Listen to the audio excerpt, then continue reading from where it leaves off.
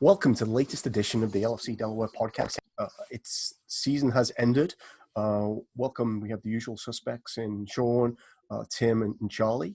And today we're joined by Michael Crump from LFC Atlanta. We're delighted to have him with us. Hopefully, we're going to talk a lot about his Liverpool story and the growth of Atlanta, which I think, well, we'll get to that. I think it's one of the largest supporters clubs in the US. It's certainly the one most featured on LFC videos. I do know that much, which we may get to speak about again. So before we get started, we'll do our usual public service announcements. We've just got a couple of things. One is the upcoming kit launch. Yeah. So officially the kit launch is today if you were to buy it from the Liverpool store. But should you want to buy it from the United States of America and our friends at the Anfield shop, it'll be available this Wednesday from Anfield shop. They always do a great job with their personalization. Take it from a guy who measures things with a ruler. They get it nice and centered. So if you want to order a kit and you want your name centered, get it from Anfield shop this Wednesday. And if you want to get it from Liverpool, wait in the queue for an hour and do like Charlie did earlier. Allegedly. Yes. Thanks, Tim. They'll also have, I believe, the training kits as well, and the Premier League winners patch and FIFA World Club, all that stuff. So. Nice. Charlie's not wearing for once. Yeah.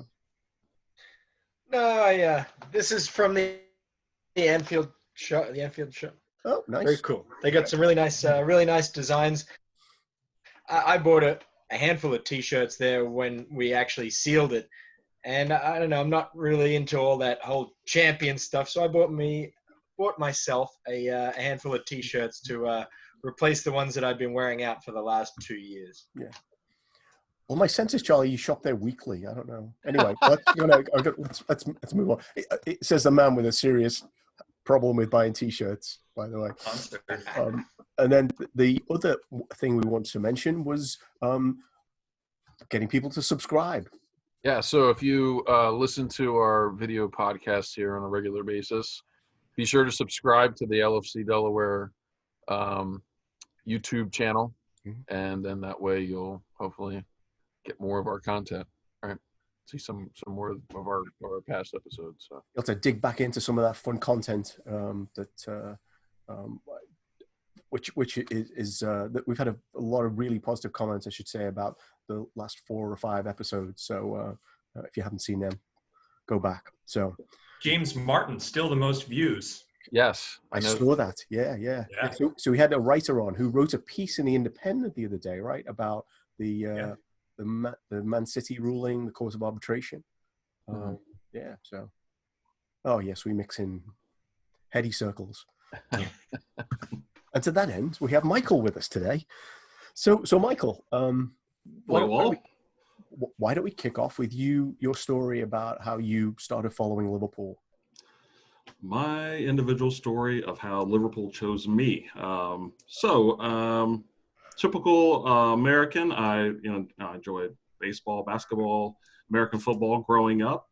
I would watch the World Cup, of course, every 4 years. And after that was over, soccer would kind of wean away for me. Well, 2014 comes around, and I don't know if it makes a little more sense to me. Kind of figuring out the sport, and I'm like, I really enjoyed this. I want to continue. So a friend of mine who had been into soccer his entire life, I was kind of watching it with him. He is from Philadelphia. I'm here in Atlanta, and just kind of over the phone talking about it. And so I said, who do you support? I want to follow this, past the World Cup.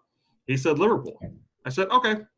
And that's really how it came to me to watch Liverpool. I watched the first couple of games on NBC. This was the 14-15 season. So after that 13-14 season, where everyone was riding high, I've heard all the stories about it. So 14-15 comes along. I'm watching first couple of matches on TV. I'm like, I wonder if anybody's watching this in the city. Go to Google, Liverpool, Atlanta. I find the LFC Atlanta group. So go down to the pub, and that's where it all began for me. Nice. Did you find it to be a different experience watching it with people as opposed to just watching it in your home? Absolutely. Just from the excitement of the match starting, the buildup of play, And again, at this time, I'm a fairly new soccer supporter overall. So, trying to, make it look like I know what I'm talking about, or, just kind of following the crowd, really almost like a kid, just, figuring things out as I go. So, yeah, I enjoyed that experience much more in person, where I was, asking, are you guys here every match? And, looking at my schedule and trying my best to, make it down to the next match. Now, the supporters group in Atlanta is pretty big, all right? At least that's the impression I have. Do you know? We're doing a good job at that. It was the video. It was the Champions League video, because I think, didn't you win something from Liverpool? I think.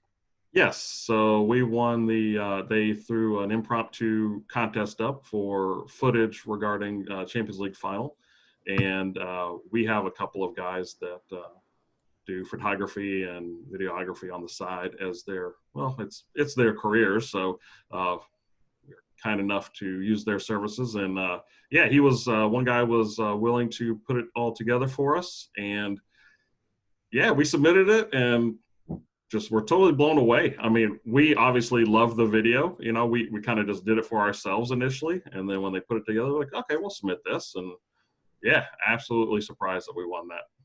It's terrific. It was really good, actually. I was a bit embarrassed because I submitted a few different clips that I had been sent and tried to weave them together. And then I saw yours, and it's like, maybe my daughter was right. It wasn't quite that good, which is what she said, by the way. It's like, oh, Dad.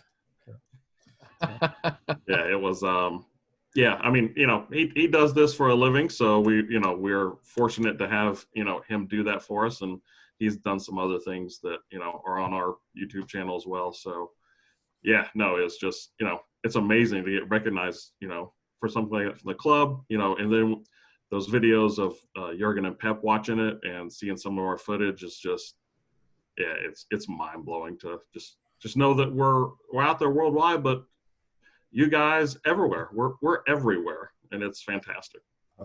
That is awesome. They also use segments of it on the one where they showed supporters clubs around the world as well. Is that in that video? And I only mention that gratuitously because at about 2 minutes 20 seconds, when Origi scores, there's one of those clips that we had from our bar. Awesome! Which we took a lot of pride in. But yes, from someone's absolutely. Drunken cell phone footage, not from a professional photographer.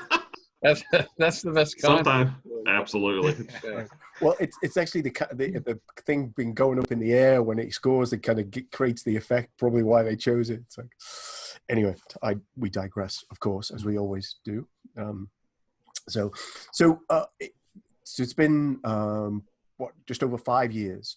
You've seen an amazing change in the fortunes of the team and the style in which they play in that time. What strikes you most about kind of what's happened in that period? It's one word. It's Klopp. It's Klopp. I catch Rodgers in 14-15, and the I don't know how from going from 13-14 to then 14-15, was tough to watch for a lot of supporters. You could see it in their faces, because they're still talking about how crushing 13-14 was. So again, I'm learning all this. I'm kind of experiencing 14-15. I'm trying to figure this out. You can tell that something's different between the two teams. Suarez wasn't there anymore, of course. Gerrard was towards the end of his career then.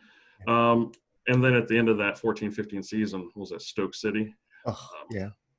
Sorry to bring that up, but that was a hard way to end the season. So, at that point, I've made some friends there, and it's hard to think that Rodgers is going to be there the next season, but he is. Yep. The scuttlebutt around is Klopp wants to wait. Klopp's going to be there, but we go on anyway. And then there's that Everton match, where we draw with Everton, and that was, the end of Rodgers. And of course, it's like, oh my, I think it was international break, I believe, that week. Yeah. And then we're watching planes for Jurgen. So, right. And then when he gets there, it's just that first press conference. And, we all watched it. And then we've all watched it probably within the last 2 weeks because we wanted to see what he said again, turning doubters to believers. Yeah. That's exactly what he did. Yeah, I absolutely did. Yeah, so that I remember feeling at the point where we lost, knowing Gerrard was leaving and that we lost 6-1 to Stoke. It really didn't matter whether Rodgers left or not, but it just didn't seem ever possible that Liverpool could compete, especially with all of the money that all of the other teams had. The Klopp story is really fresh in my mind because I don't know if you've seen it, NBC Gold. Yeah. Well, I guess, had a show. I'm guessing it's on YouTube, which essentially was telling the team story, but essentially through the lens of Klopp. And they kind of show games this season, then go back to kind of games in 2015, 2016, and things that he was doing. And he said one thing, which I'm not sure. He said a few things that I'm not sure I believe. One was that everyone told me this team wasn't very good, and it's like maybe I was the only person who believed that they were a really good team.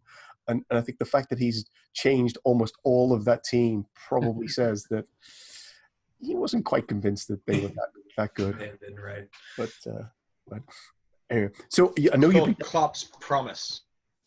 Oh, thank you. I'll put that in the notes of the video. Klopp's promise. Yeah. Great. And I'm sure it's available on Peacock. Do we get sponsorship money for that? I don't know.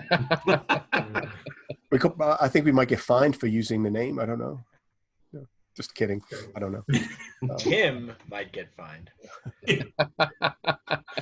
Disclaimer: this is not the official Liverpool Supporters Club. This is a bunch of people from.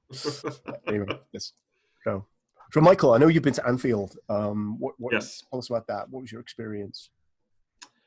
I have seen, aside from Liverpool playing in the States, I have seen them play 4 times in England. My first experience was seeing them play at West Ham.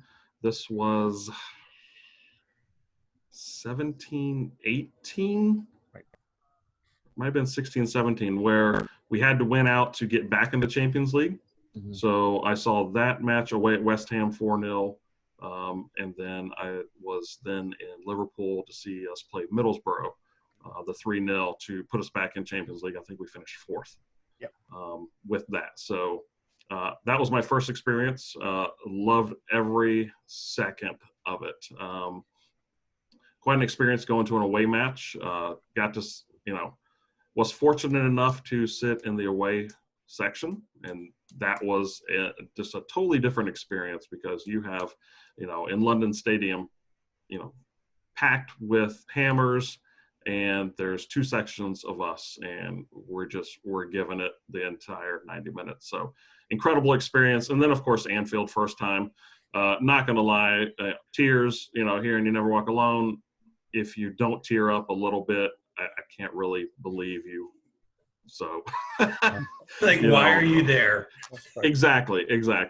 And so I've been 2 other times. I saw Wolves the last season, where we were attempting to beat City on the last day, which we knew wasn't going to happen. They were playing Brighton. Yeah. And then fortunate enough also to see the second leg of Barca. Oh, wow. Okay. Yeah. And there's no, I don't know that I will ever beat that match unless it's a Champions League final. I'd say you should have led with that. I don't know. Well, as a build-up. You were building up. I just didn't want to say that because then the other matches would have mattered. That match, that was a magical night at Anfield and in Liverpool, because you could just feel the city was buzzing. Something was up, and the magic of Anfield once again. We have talked many times on our podcast actually about that game, especially during the lockdown, about kind of one way to kind of, if you're kind of feeling like a bit down about whatever's happening, just go look at the video or the highlights of that game. It's like a super pick me up. Yeah. But I don't know if we've talked to anyone who's in the stadium, have we? No, I don't think so. Yeah. So there are various games pointed to as though this was the night where like literally the stadium was shaking. So tell us a bit about the volume. And where were you in the stadium? Actually, let's start with that. So I was in the King Kenny stand near the Annie Road end, so was able to see the first half goal. And we're just let's just get one. Let's just get one. Mm-hmm. Well, let me back up a little bit. So my friend and I, the whole trip, we were planning to go to the final match of the season, and we were actually going to Barcelona for a few days, and we knew that Liverpool and Barcelona were going to be in, I think that was the quarter. That was the semi. Mm-hmm. And we thought we actually might get lucky to see Liverpool in Barcelona. So we found out that the legs were reversed, and the way I was able to get the ticket, we had to basically blow up the Barcelona trip, and we did. There was no, just to see Liverpool play on a European night, knowing we're down 3-0, might happen, but still a Champions League night at Anfield, we're not going to miss out on this, no matter what the circumstances were. So completely blew up the Barcelona trip, ended up staying in London, took a train up that night for the match, and just the town was buzzing. I mean, we like to go to Williamson Square, if you know where that is, hang out there for a little while before the match. There ended up being a cabbie strike that day. I don't know what was going on, so eventually I'm sorry to interrupt, Michael. There is a story that all the cab drivers in Liverpool are Evertonians. Most are. That, but yeah. So. Never wear your shirt in the cab unless you want to take an extended trip around Liverpool. Because they're always going to ask you, what are you here for? What color are you? So, yeah. But you're exactly right, Paul. And I think the Uber driver or their equivalent, I think he was a blue as well. But anyway, we got to where we needed to be, and just outside the ground, you could feel it. I mean, it was, to me at least, you could feel something was brewing. So we got into the stands, and when the first goal went in, just pandemonium. I mean, it's there's one. Okay, we're in this.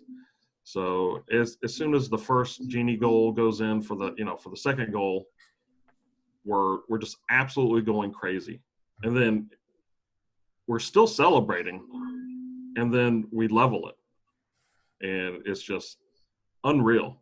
Yeah. And by the time the infamous corner comes along, we can't see that corner because it's kind of the opposite corner of us. Mm-hmm. And just all of it, like, oh, okay, we've got a corner on there, corner in the cop, and you just hear the crowd just from the cop roar all the way down, and we're just like, what the fuck just happened? And we're having to look on our phone. Everyone's looking on their phones because we couldn't see the goal, but we knew we scored.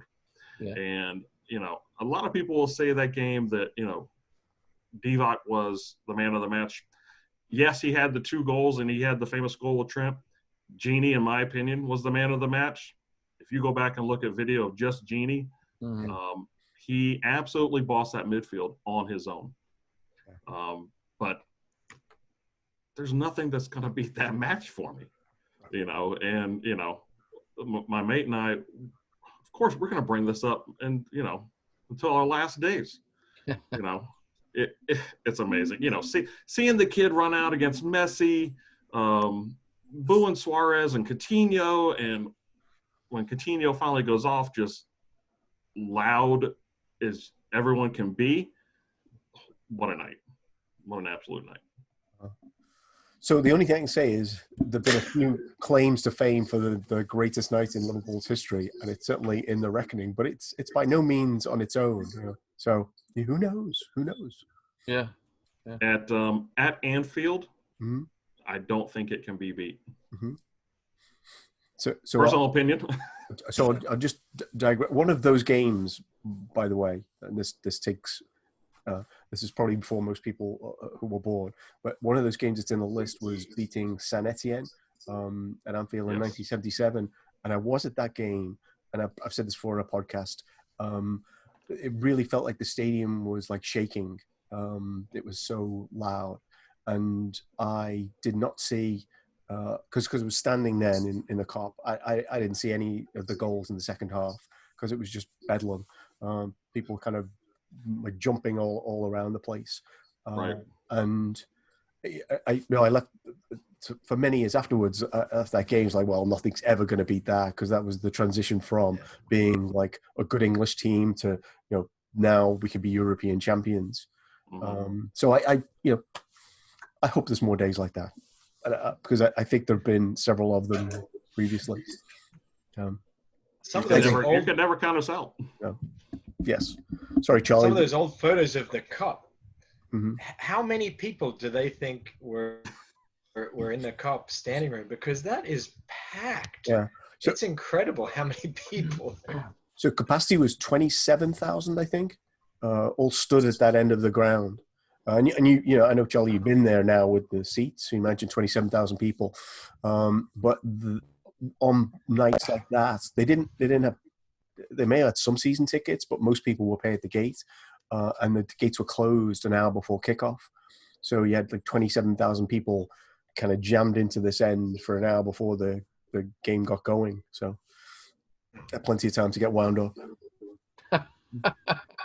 It's crazy. It's a complete rabbit trail, but it would be amazing if at some point we could get safe standing back in the Premier League, because I know there's a lot of, forgive me for dropping another Bundesliga reference, but there's a lot of Bundesliga stadiums where they have the safe standing set up, and like I'm drawing a blank on which team it is, but there's one team that actually has like 70% of the seating is standing. Is it Mönchengladbach? I thought it was one of the new teams, like Berlin, Union Berlin, maybe.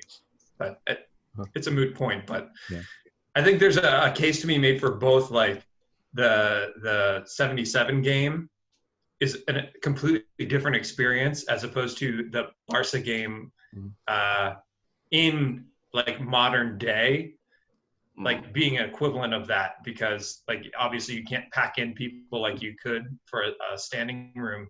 But yeah, that's very hard to compare the two. I guess it's the completely helpless comparison to draw between the two.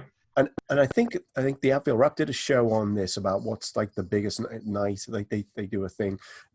Several people were arguing for the Chelsea 05 semi-final at Anfield because essentially the team wasn't as good, and the crowd, like Chelsea got 94 points, or 5 points that season, and found it very difficult to play their brand of football in this really intense atmosphere. So there were other shouts. So didn't they concede like 16 goals the whole year that year or something? Yep. That was their team. Yeah.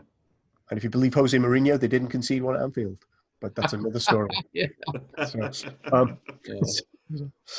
So who's you? So Michael, in all of that, that sounds like you have a thing for Gini. Is he your favorite Liverpool player? I mean, I absolutely love the Gini song. I mean, anytime. I mean, it's not even a song. It's it's a couple of Des, and it's Gini Wijnaldum. So I think. When I first got in, Gerrard's passion, again, he's at the end of his career, Liverpool career, and it's his passion and what he means to the club and to the city that really drew me in even more. I was a fan of Hendo early on as well. I would say a lot of hate for Hendo, but that was a task that was no one would want to follow up Stevie as the captain. He's done it with grace and style. He's done that from day one. He did it his way. He wasn't going to be Stevie, and everybody wanted him to be Stevie. And it's just, there is only one. So I like Gini. I hope present day players. I still love Hendo. I love Gini. I love what he does. And maybe it's more of what Klopp does for the players. Klopp. Gini was an attacking, midfielder for Newcastle. And he completely changed what he did. he can still do that, and you can see he does that, for the Netherlands, and he's done that for us. He did that, whenever he needs us to. But the ability, and I hate to go back to Klopp. I don't hate to go back to Klopp, but you go back to Klopp, and he molds players. He gets players that he can put how he wants in his system, and the players buy into it.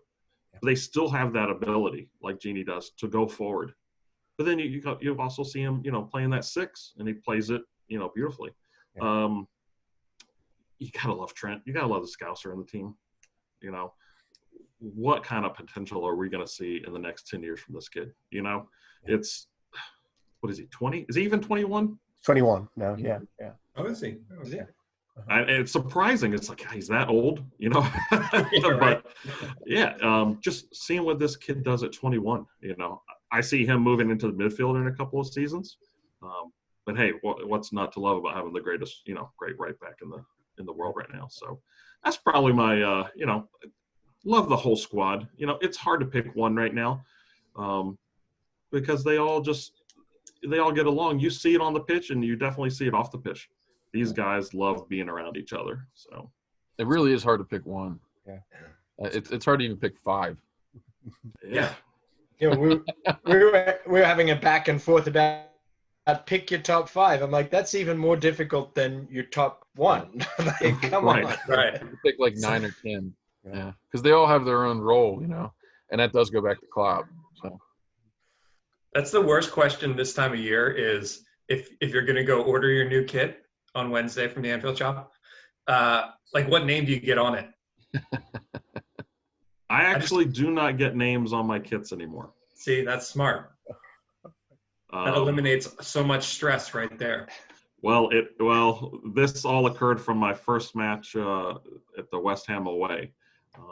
Unfortunately, they walked all of the Liverpool supporters so far around London Stadium just so we wouldn't run into West Ham fans, and eventually we did. And this guy was giving this family so much hell because they all had, this was the time of Payet, and one guy had his own name on. My friend and I looked at each other like, never again are we buying a shirt on the back, with another person's name on it. And I think that's was that kind of a, Paul, and is that kind of a general rule that once you get past, 10, that you don't have a player's name? Oh, so I've heard this. Yeah. So I think generally, I think if you go to the game and you're in Liverpool, then you probably don't even buy a kit. Like, I remember my brother-in-law buying a shirt in like the early 2000s, and his mates wouldn't let it drop about like, how embarrassing is that? Who do you think you are? So getting a number as well, that just sounds like got off the deep end. For me though, the big difference here is that people have no idea unless they're a fan, who this team is. So, why not go all in for, particularly if you've got Mo Salah or Sadio Mane or Alisson or Van Dijk or, etc. on your team. But you're in terms of going to, if I was living in Liverpool, I doubt I'd buy a replica kit, and I certainly wouldn't get a name on it. Right. Yeah. There are quite a few things we could key off there. Let's go talk about new kits in a moment. But just one thing on Gini. We had Andrew Beasley on. Face turned to red. Yes, a couple of weeks ago. I saw a tweet from him, a reply to him to a tweet. I think it was Andrew. I'm getting this right. Somebody like ESPN had posted, Gini Wijnaldum's played 72 games in the last 2 years and hadn't recorded a single assist. And his response was, but he played 72 games. Maybe that says something about the job he's being asked to do and how well he's doing it. Games do we win? Yeah. So, yeah. Yeah. When we had, I'd say we're still on the run. When we had the midfield of Hendo, Gini, and Fabi, you looked at that and just like, all right, we're walking out with 3 points. Mm-hmm.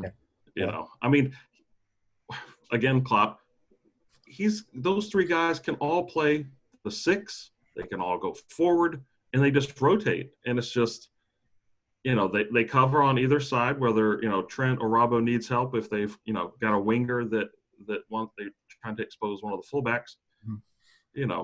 Yeah, exactly. I mean, I don't know if it's fair for me to say, being in this for 5 years, but you may not know the sport if you don't see why he's getting a start every time.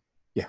You know, it's just because he doesn't end up, banging one in or an assist, there's a lot more that goes into it.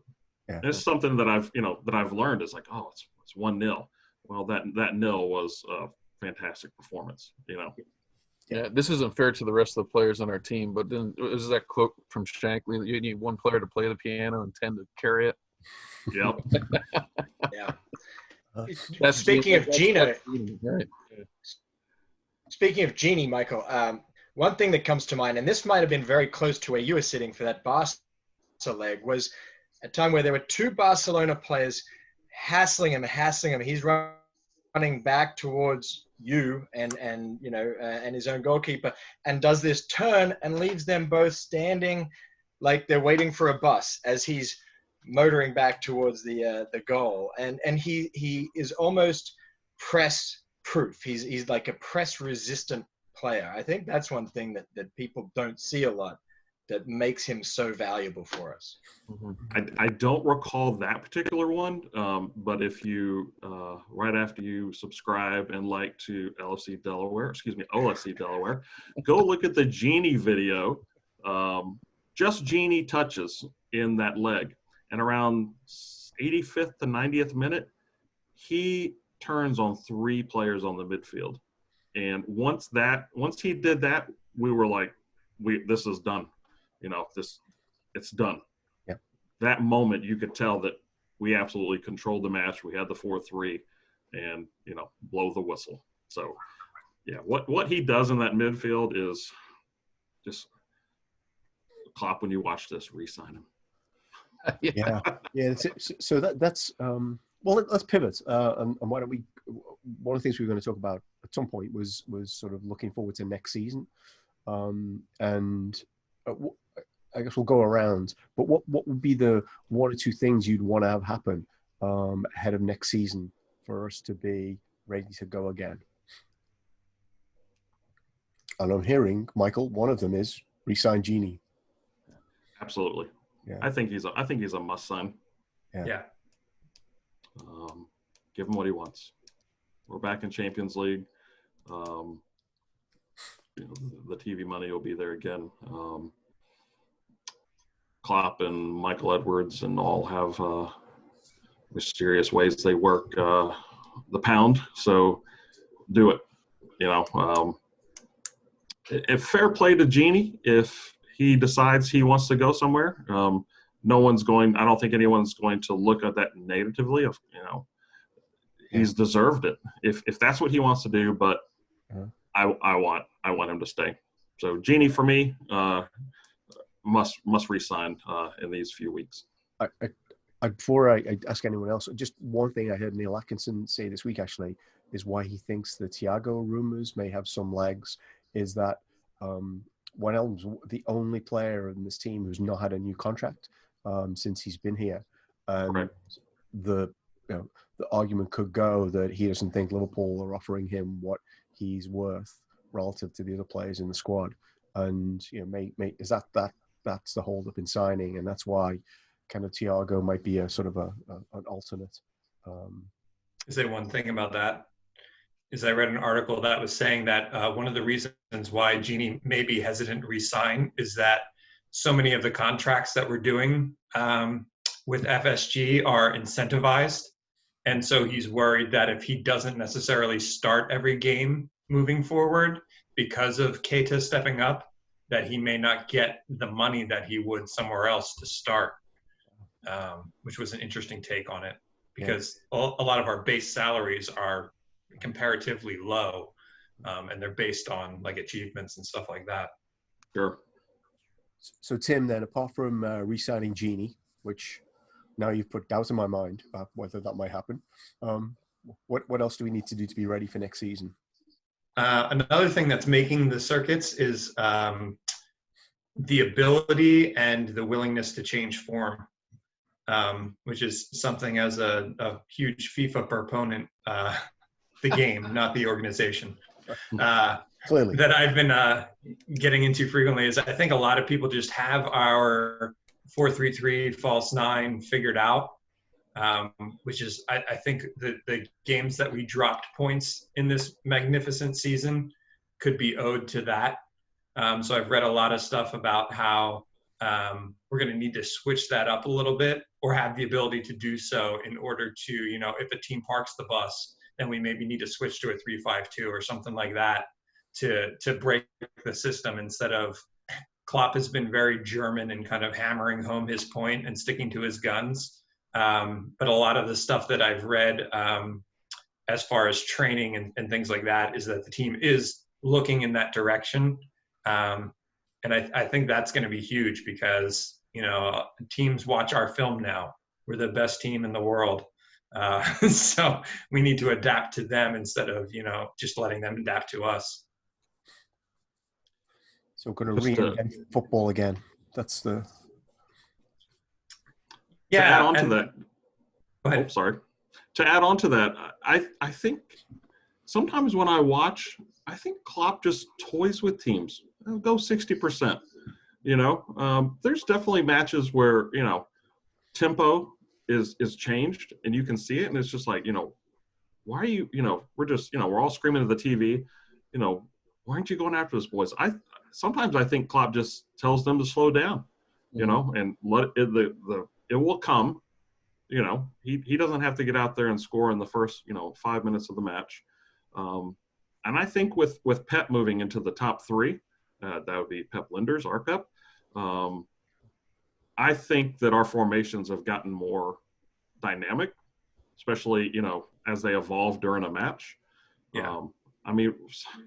We realistically probably run a 2-5-3, if not a 1-6-3, with either Virgil or Fabi staying in the back, because you could even say we run a 2-3-5 with us how far up as Trent and Robbo get up. Yeah, I've mentioned before in our conversations that Klopp has referenced how we play and attack versus how we defend. So it's almost like when we're attacking, we're in one formation. When we defend, we're in a different formation, and it changes depending on the opponent. So it's not really like a flat 4-3-3, but right. Yeah, it does. It would make sense to mix it up a little bit. I feel like they tweak it a little bit every year anyway. So. Right. And the hard part with that is, depending on what the squad is, like if we're going to try to get into rotating the squad more, if Shaqiri is going to stay on, he plays the right midfield,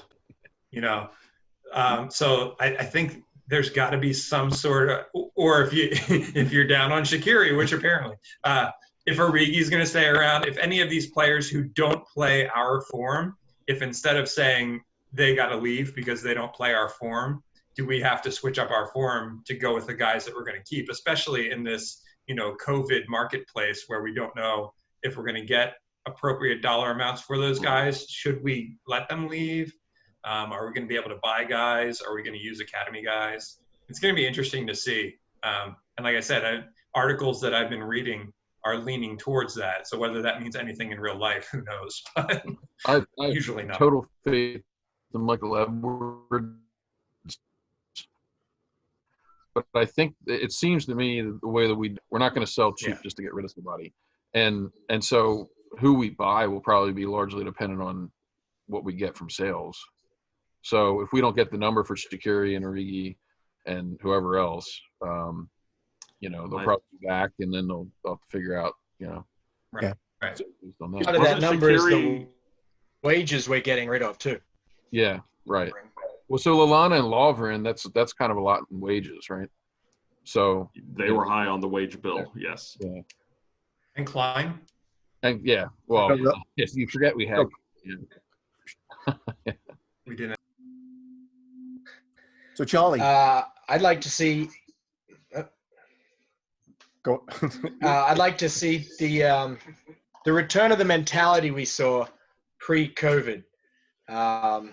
Look, there are going to be minor tweaks, marginal gains, and I think I read something where Pep Linders alluded to marginal gains, just small little rule changes or style adjustments that they're noticing that will get them, a slight advantage in various areas. But that mentality that, down 1-0 to Aston Villa at 87 minutes and you come back and win it, that just steely determination to get it done and not feel the need a la Man City to go and, beat someone 5-0.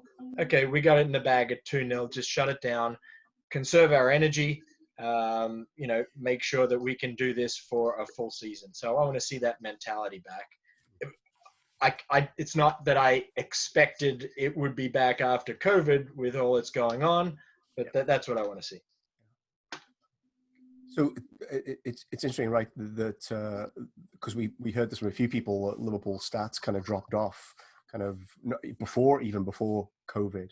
I think one of the things that I think, and it plays into the, how are people scouting us and what are they seeing on the videos? One of the things I think I'm actually excited about is they're going to get a 2-week break and then they're going to have 4 weeks to implement whatever changes that they want, which is longer than he's had with the whole squad in years. And so if they can kind of come back and tweak a few things and give people kind of different challenges, I think what we could see next season is really exciting. And ironically, it's very fortunate that we are no longer in a European competition because we wouldn't have this break.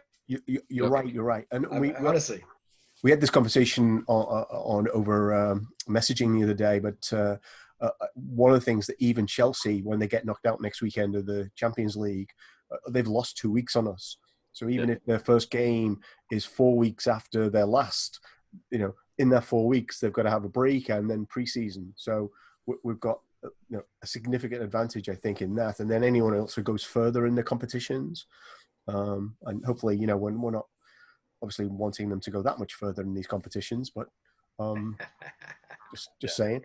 So the other thing to think about there, Paul, that I hadn't mentioned before, I hadn't thought of for this week, was those clubs, there's also not as much of a preseason. So anybody that's signed won't have as much of a preseason to kind of bed in with the team.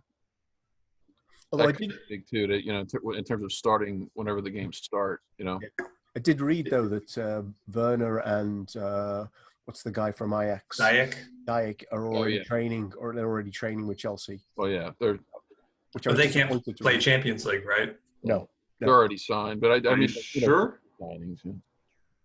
I thought they updated.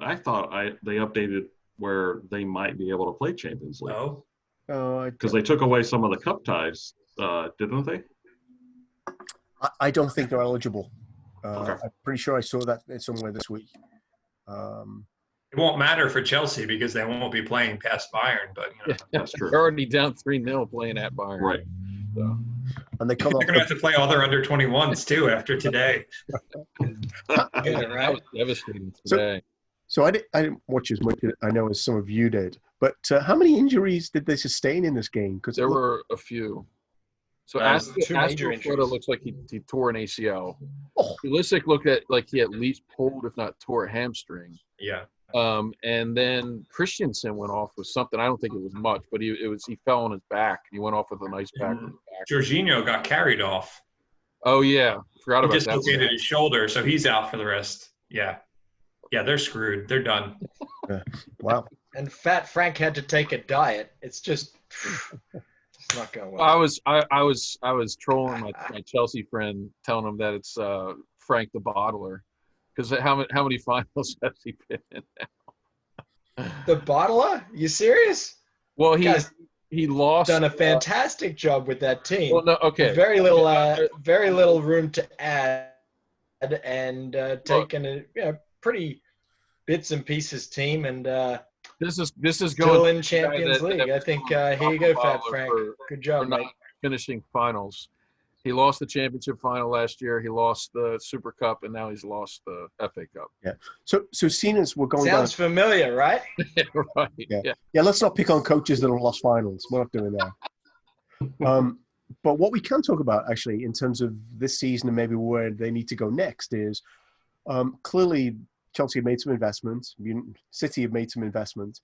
I was fascinated to read, and we'll go around again, the the XG, expected goals against stats this week, to look at, kind of who was performing at the average level, and Liverpool generally outperform what their expected goals against are. They score more than they're supposed to, and they let in less goals, which is about the quality of the players they've got.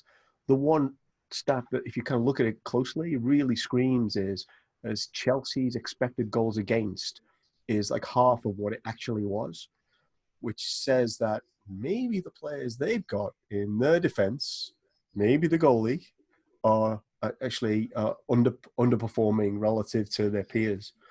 So, well, who did they play today? Not actually, Kepa. Arsenal are pretty on par for their expected goals against. Interestingly enough, no, I'm saying which keeper did they play? I don't think it matters. I think the whole team is terrible at defending. I think. Sorry, I was answering the question I wanted to ask you. Horrible. So, who are you afraid of next season, given that statistic and given the purchasing patterns that we've seen so far? Michael, let's hear from you. Never scared of anyone. I mean, this last 2.5 seasons, people, I'm worried about City, United. It's just, I'm not worried about anybody. City will be there again.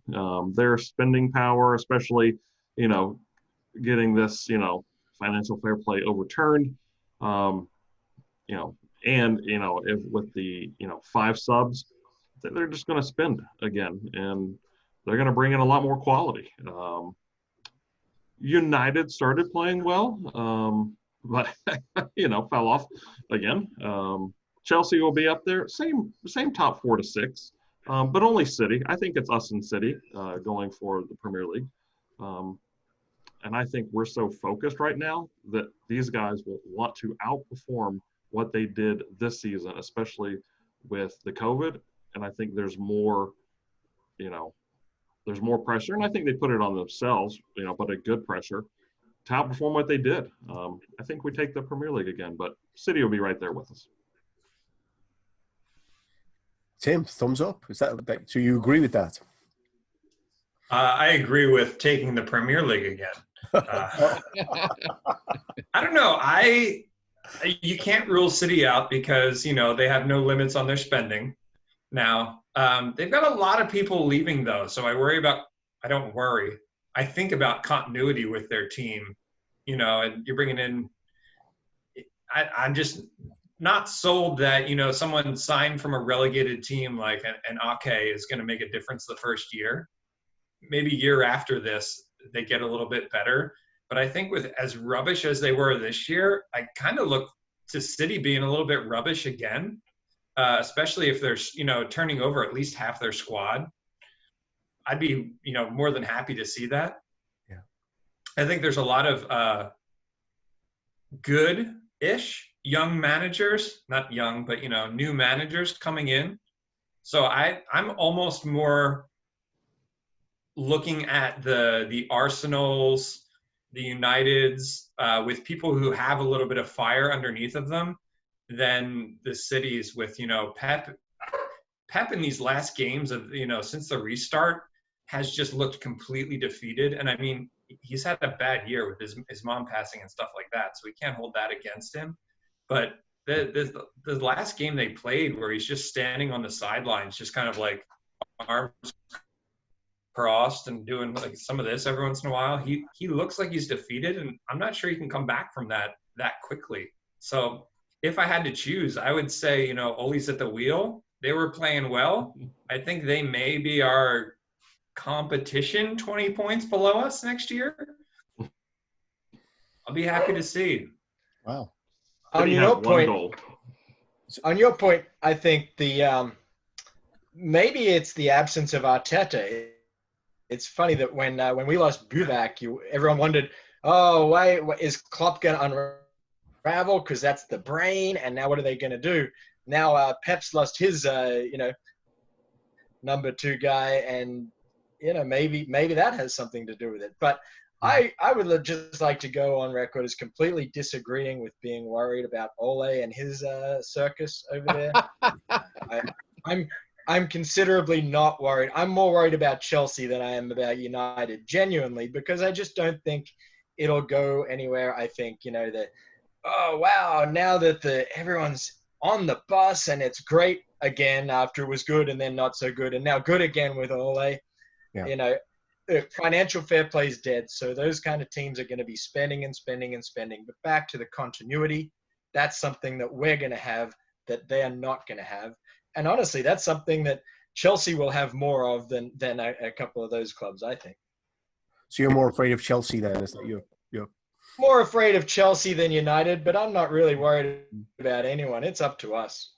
But you're a big fan of Frank Lampard, though, right? Fat Frank and I are tight. We're really tight. Yeah. So, Sean, make some sense of this. Like, everyone's scared of a different team. What's going on? I mean, I think we're definitely the favorites, but I would guess it would be a two-team race between us and City at the end of it, and then United and Chelsea will be around that 80-point mark. I think, a lot of it depends on who they sign. It doesn't worry me too much that Chelsea's signing some of these attackers, but if they get Koulibaly and Oblak, then I'll be concerned because they're both very good, and if they could get that defense together, that'd make them a lot better. With United, I really hope they don't get Jadon Sancho because I think he's an unbelievable young player, and that would make their attack a little scary, even with Ole at the wheel. And if they were to sack Ole and get somebody like Pochettino, that could make them actually pretty good because they do have some good players. Yeah. They just don't have a good manager. But I'm not really concerned about too many other teams other than maybe City. You mentioned Ake, and I'm not like totally sold on him. I think they overpaid for him, but Torres does worry me a little bit. This Torres that they bought from Valencia looks like he could be quite a player. So probably not as good as Sane, but you're going on about a different Torres. I was unprepared for that. Yeah, no, it's I didn't know much about him, but he Pep's he looks like Pep's type of player, and apparently he comes with like rave reviews from La Liga. So yeah, I guess the idea is that he'd fill in for Sane, but again, like City this year, they didn't have Laporte and they didn't have Sane for most of the year, and those are two of their best players. So if Laporte plays all year and they get this guy and they got Phil Foden coming in who's pretty good, I could see them, having a better year again. But I don't think anybody's going to beat us next year. The continuity is going to be a big thing, and the extra few weeks of rest I think will be a big thing for us. So I think you're all wrong. I think we're actually the biggest risk to ourselves because our ability to win close games this season apparently is like off the charts. Teams don't win the percentage of close games that we have won. So I think that's the biggest risk. I think there's flaws in all of the other teams. I think I don't know the Torres guy, but is he the next? Because he's brought in a few Spanish players who've sort of, he didn't bring in David Silva, but some of the more recent ones like Jesus Navas, who've been like, okay. Yeah. I kind of wonder whether the quality of who he's bringing in, and he's not got a great transfer record. That's the reason he spent, 400 million on defenders, and he's still not got a decent defense. Yeah. So that's it. So what's the story with United? Their defense isn't great. I saw a meme today, which I thought was kind of funny, which is Maguire would walk into every team in the Premier League. That's because he can't run. I saw a different one. Oh, you did? Okay. I saw that post, and it was just like, all right, I know he's had a bad year, but his eyesight is fine. He would not walk into every team. Right. So the funny thing is that Dean Henderson, if they bring him back, might actually be an upgrade over De Gea, though. Could be. I don't know. I don't know what they'll do there, but I think when your most expensive defender is not the real deal, then that's a problem. I think Chelsea's probably a different story. I think continuity will be an issue, and I think even if they sign Oblak, then clearly that's big because that's going to change that XG against significantly. But I think that team fundamentally does not like to defend. And it's not original from me. I was listening to Neil Atkinson on one of the NFL rap shows the other day, and he was like going through the players, going like Alonso doesn't like to defend, so they need to sign a left back. the midfield. Kante, well, likes to defend, but for some reason he's not playing Kante, and he's playing the other guys who don't like to defend. Yeah. So I think there's I think there's probably something about Lampard as a coach having a blind spot, which maybe goes back to like one of the brilliant things about Klopp is his ability to recognize that somebody might know more than him. And I kind of wonder whether, Lampard, having done everything as a player, is as open to all of that outside influence as Klopp. I thought it was very odd that Conte didn't play today. I'll just say that in the FA Cup. Apparently he was fit and he just sat on the bench. Weird. Maybe he's going to PSG for $5 billion so they can buy all the players that they're lined up to buy. Could be, but even if they do that, then they're losing their best player. So, well, Conte made his money dancing from. Conte made his money as a holding, and he moved up immediately when he went to Chelsea. He moved up closer to the front. Yeah, maybe it's who knows? We're speculating. Yeah. 2 more things before we're done. Just a quick word on the Nike shirts. We did go off on that tangent for a while, and yeah. So who is ordering a Nike shirt? Maybe that's the best way. Like Michael, you. I have. Oh, you got through. That's good. All right. Yeah, I got through. It's a little frustrating because I had to renew my membership. There were issues with that online. I started at midnight last night, but just because it was on my mind and I was up, no problem. But then it got to the point of having to sort out my membership to get the discount. I'm like, you know what? It can wait till tomorrow. And then by the time I finally figured out the membership, the Vapor blah blah blah jersey was out. You couldn't get that one. You could only get the replica. And anyway, so whatever. I decided to go ahead and get it anyway. Who shirt did you get? Trent. Oh, okay. Good call. So, Michael, I needed a Trent. He's been my favorite player for probably the last season or so. Mm-hmm. And it's nice to get the official, Club World Cup as well as the official Premier League champions badges and all of that. Very, very happy. Could do with a little more teal, but I'll make it. Yeah, let's not do that. So, Michael, what are you doing with your shirt purchasing this year? Well, I mean, they all take my money every season. Whatever version that they make. I looked at them today. I actually around, this is talking 1 p.m. Eastern. It took me about 10 minutes to get through the queue. So you guys may have started a bit too early. Wow. But the goalkeepers were out. I like the goalkeepers. I mean, the black with those gold Premier League patches are going to be sharp. Yeah. My younger son, who I have corrupted as a Liverpool fan, I was going to see who he wanted on the back of his, so I still let him, pick a player, and I think he changes every season, so I needed to wait for that. So I have not purchased one yet, but when I do, I think I'll go with the Champions League, and then I'll replace the Champions League emblem on the right shoulder and put the Premier League and just NASCAR that shirt up this season. Show them all. Show them all. The Club World Cup patch, probably will get no one on the back. Yeah.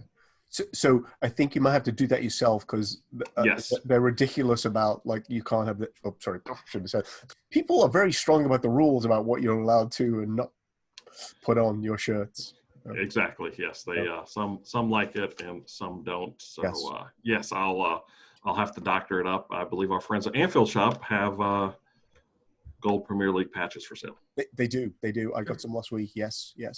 Yeah, got an extra one hanging around for the new kit. As an aside, did anyone see the amount of stuff that was on? Was it the Chelsea shirt today? It was like. Oh yeah, and the Arsenal shirt almost looked like it was a unique shirt. That's not their normal shirt, is it? That Arsenal new shirt. Away kit? What's that? It's the home kit. Yeah, but did you see the away kit for Arsenal? No. It literally looks like a Real Madrid jersey that someone was wearing as they were mauled by a bear. It has red, bloody. It does. I'm not even kidding. Have a The kit look. they had on today, I thought. Bloody slashes down Okay. it. It's ridiculous. So that's a It is Puma. Yeah. Oh no, they're Adidas now. Oh, are they 3-stripe? Yeah. Did They've not just know gone that. to Adidas. That was an Adidas shirt today. I thought the lettering and numbering was kind of Yeah. weird. So I said with that Jack the Ripper away shirt, if you put that lettering on the back, it's going to look really proper. So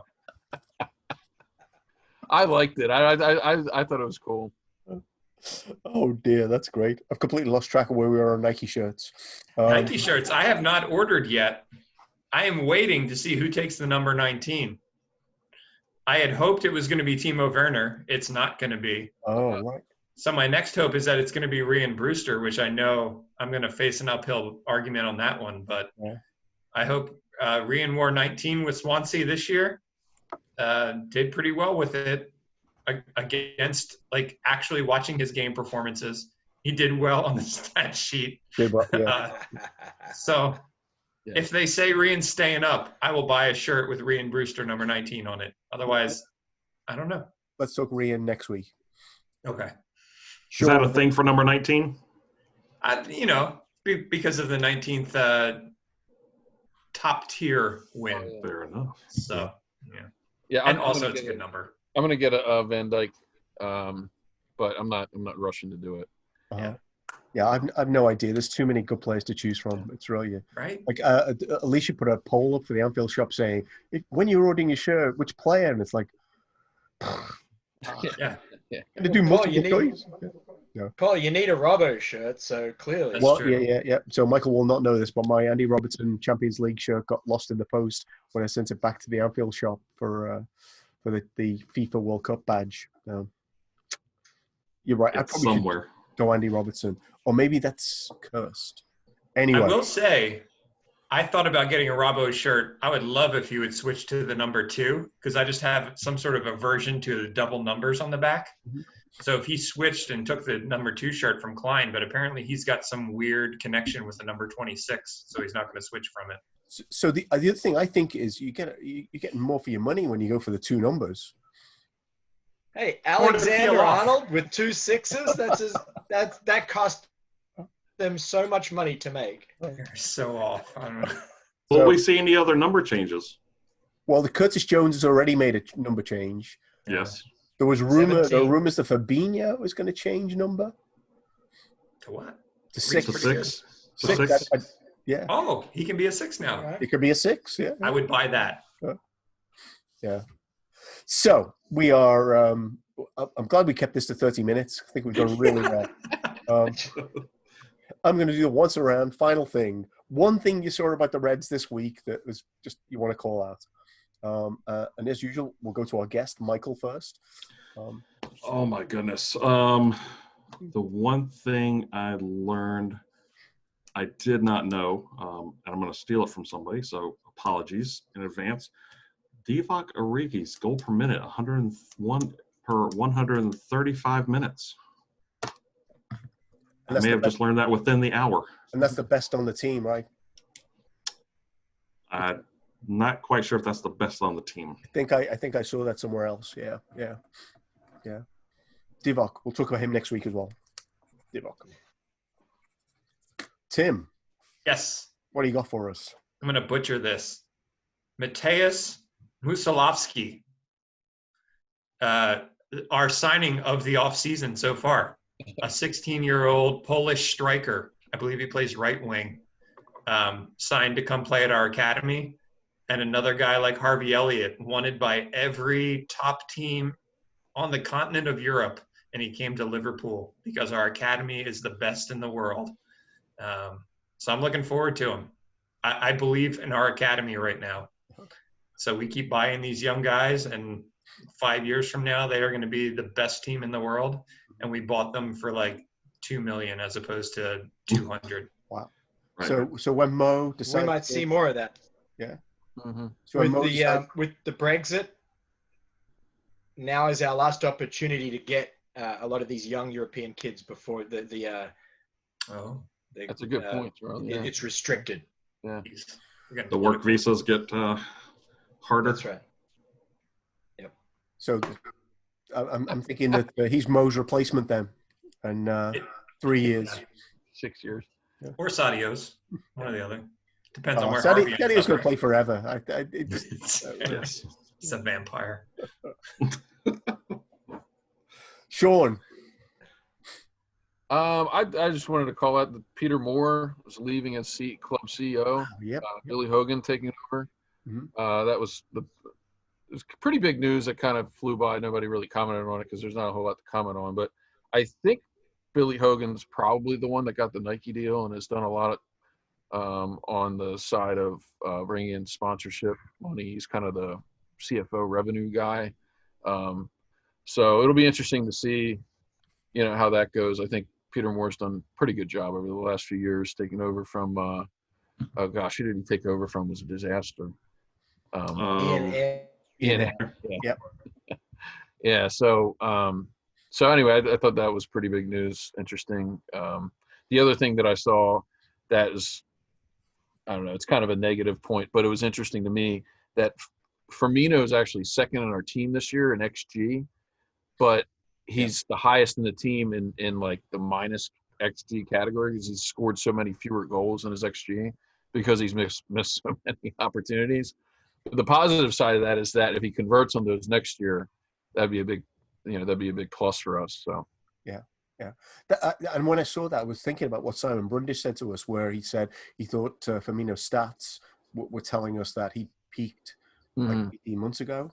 But then the upside of it is like even a declining Firmino is better than any other option in that position because of what else he does in terms of his like the number of steals he has in the opposition third, defensive third are just incredible. Yeah, the typical Firmino is to track back and pick the ball off somebody that's not looking, right? He does that so well. So It doesn't surprise me at all. Honestly, I'm actually surprised that Liverpool is outperforming their XG4 because of the number of opportunities that we've kind of squandered. It seems to me that we're creating so many opportunities that there's a number of games at the end of which I've been like, we should have been up 3-0 before they drew level at 1-1. So to me, it surprises me more on the other side of that coin than the fact that Bobby is that way. So. Yeah, actually, I think he's dragging down the team average, though. I think that's with the XG.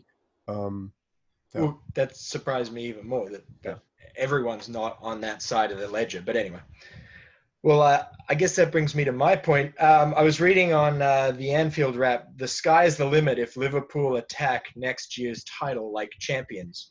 David Seeger. And it was a very enjoyable article, but the clincher was the last sentence, and he says, "You should see them in a crown." And I'm really looking forward to seeing them in a crown. I feel like we should end there, but I do want to go with one thing. Like lots of people publish their team of the season, and Mo Salah was nowhere to be seen in anyone's team of the season. Yeah, that was. There's nobody who has got a combination of maybe De Bruyne, but nobody else has 19 goals and 10 assists. Yeah. He has contributed more in terms of scoring than any other player, and somehow, like the national press in England have decided that I don't know, maybe they're sticking with the one season wonder thing that they were going with for a while. But so my interpretation of that, Paul, is that like they didn't want to put both him and Mane in the team, even though they probably both deserve to be in the team. Right. Mane was our player of the season for a lot of people. Yep. But it's not like Mo didn't have a great season too, So I just think there's a narrative against him particularly in the UK, where the people will write all sorts of shit about Aubameyang, and actually Salah is a better player. I think it was Simon Brundish who talked about how good Salah was relative to everybody else in the Premier League, and I don't think anyone outside of Liverpool. I think sometimes Liverpool fans don't necessarily have that appreciation about how good he is, how important he is, and I've just decided he's going to be on the back of my new Nike shirt. All right, there you go. Okay. I have one final thing before we go. Michael, thank you so much for joining us. It's been a pleasure. Great. It's great to have you on. If you got this far, please subscribe because that's our new theme now, right? And if you haven't heard, there's a poem that the guy in Liverpool was commissioned to write about Liverpool winning the Premier League. And his first name's Levi. So if you like Google Levi Liverpool poem, go take a listen. It's really awesome. He's a big Liverpool fan, and he also writes great poetry, apparently, based on this one poem that I heard earlier today. Levi, thank you.